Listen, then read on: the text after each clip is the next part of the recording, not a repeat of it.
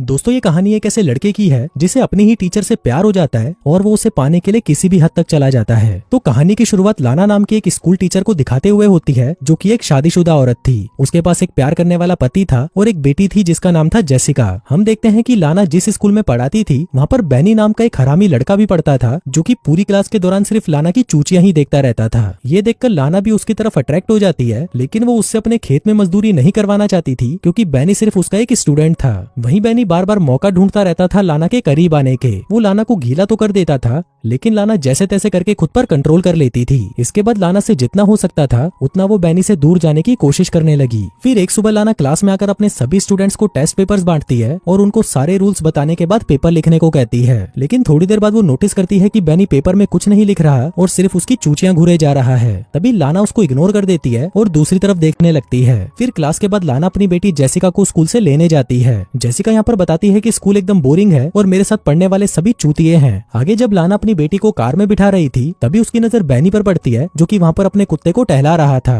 अब लाना भी कुछ देर तक बैनी को वहाँ पर घूरती है, जिसके बाद वो अपने घर की तरफ निकल जाती है। अगले दिन लाना की एक स्टूडेंट लिसा क्लास में प्रेजेंटेशन दे रही थी। तभी लाना की नजर दो लड़कियों पर पड़ती है जो कि अपने फोन पर अश्लील फिल्में देखकर हंस रही थी। लाना उन्हें वार्निंग देती है और फोन को अपने बैग में रखने को कहती है, लेकिन जब वो दोनों लड़कियां उसकी नहीं सुनती तो लाना उनसे उनका फोन मांग लेती है और कहती है कि अब तुम ये फोन क्लास के बाद में ही लेना। लेकिन तभी वहाँ पर एक लड़की लाना को फटी फुद्दी कहकर बुलाती है, जिसको सुनकर पूरी क्लास लाना पर हंसने लगती है। अभी सुनकर लाना गुस्सा हो जाती है और उस लड़की को क्लास में से निकाल देती है। फिर ब्रेक टाइम पर जब लाना कॉफी पी रही थी तभी उसकी नजर बैनी पर पड़ती है जो कि एक लड़की को परेशान कर रहा था। बैनी उस लड़की का सारा सामान सड़क पर फैला देता है, जिसके बाद वो उसकी साइकिल को भी उठाकर फेंक देता है। आगे हम लाना को देखते हैं जो कि स्टाफ रूम में अपनी एक दोस्त से बातें कर रही थी। वो उसे बताती है कि बैनी एक बहुत ही अजीब लड़का है और वो हर वक्त सिर्फ मेरी चूचियां ही देखता रहता है। मुझे कुछ समझ नहीं आ रहा कि मैं उसका क्या करूं। तभी उसकी दोस्त कहती है कि तुम कुछ मत करो, बस उसके आगे घोड़ी बन जाओ, बाकी जो करना है उसी को करना है। लाना कहती है कि भीसड़ी की तुझे बोला किसने ज्ञान देने के लिए, जो करना है मैं खुद कर लूंगी।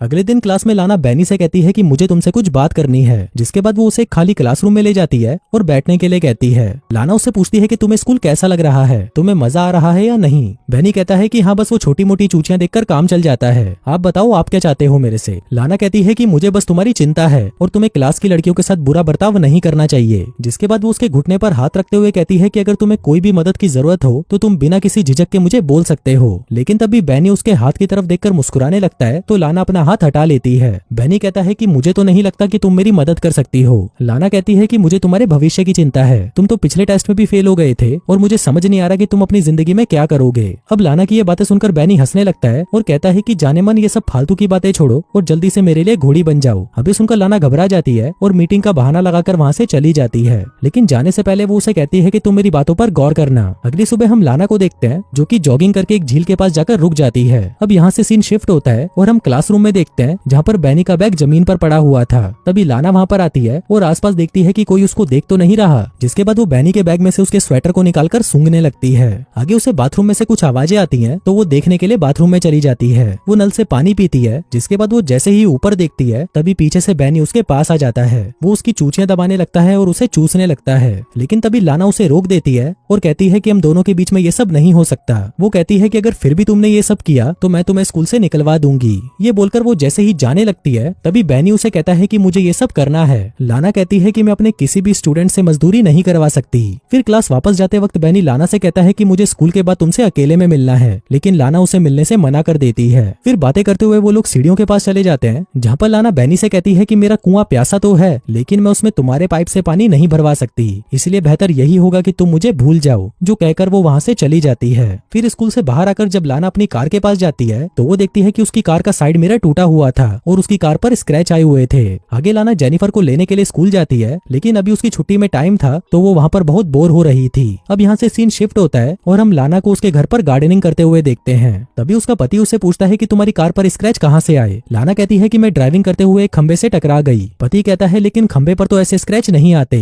इस पर लाना उसे कहती है कि भीसड़ी के अपना काम करो और मुझे मत सिखा।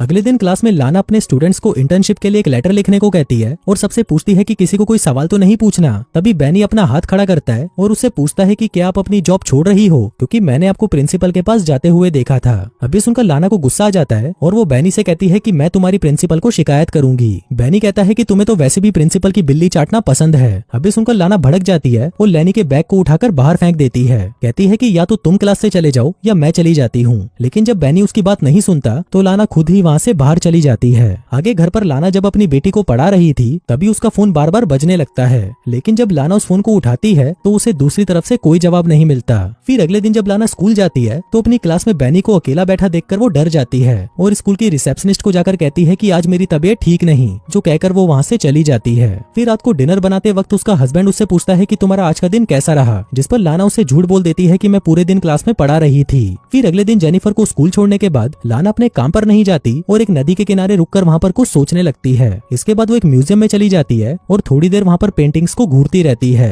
इसी दौरान वो वहाँ पर बैनी को देखती है जो कि उसे ही घूर रहा था।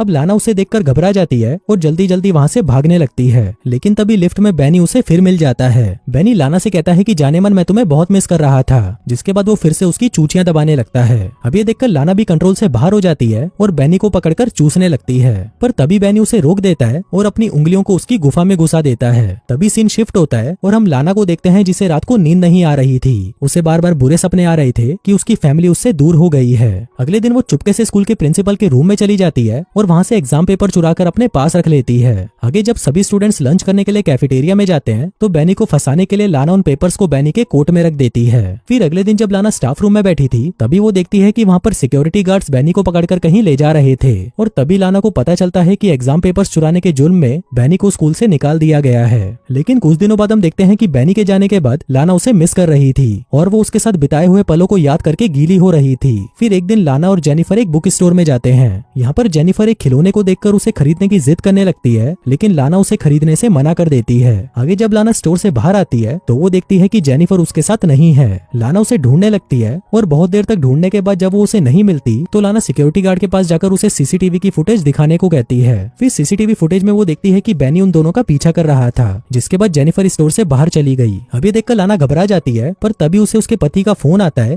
कि जेनिफर मेरे साथ है। अभी सुनकर लाना खुश हो जाती है और सिक्योरिटी गार्ड से माफी मांगकर वहाँ से चली जाती है। उस रात जब उसका परिवार सो रहा था तभी लाना को बार बार दरवाजे पर नॉक करने की आवाज आती है। लाना बाहर जाकर देखती है तो वहाँ पर कोई नहीं होता। फिर वो दरवाजा लॉक करती है और तभी वो इमेजिन करने लगती है कि वो बैनी के साथ दबा दबा कर मजदूरी कर रही है। अगली सुबह लाना बैनी के घर पहुंच जाती है और थोड़ी दूर पर अपनी गाड़ी को रोककर बैनी का वेट करने लगती है। आगे जब बैनी अपना स्कूटर निकाल के वहाँ से जा रहा था तभी लाना भी अपनी कार से उसका पीछा करने लगती है। पीछा करते करते लाना एक सुनसान जगह पर पहुंच जाती है और तभी वो अपनी कार की स्पीड को बढ़ा देती है, जिसके बाद वो अपनी कार से बैनी के स्कूटर को टक्कर मारती है और चुपचाप वहाँ से निकल जाती है। थोड़ी देर बाद लाना अपनी कार को साइड में लगाती है और बाहर निकलकर वहाँ से कहीं चली जाती है। दोस्तों यहाँ पर लाना बैनी से इतना ज्यादा परेशान हो चुकी थी कि वो उससे पीछा छुड़वाने के लिए किसी भी हद तक जा सकती थी, यहाँ तक कि वो उसकी जान भी ले सकती थी और लाना ने ऐसा किया भी। और दोस्तों इसी के साथ ही ये कहानी यहीं खत्म हो जाती है।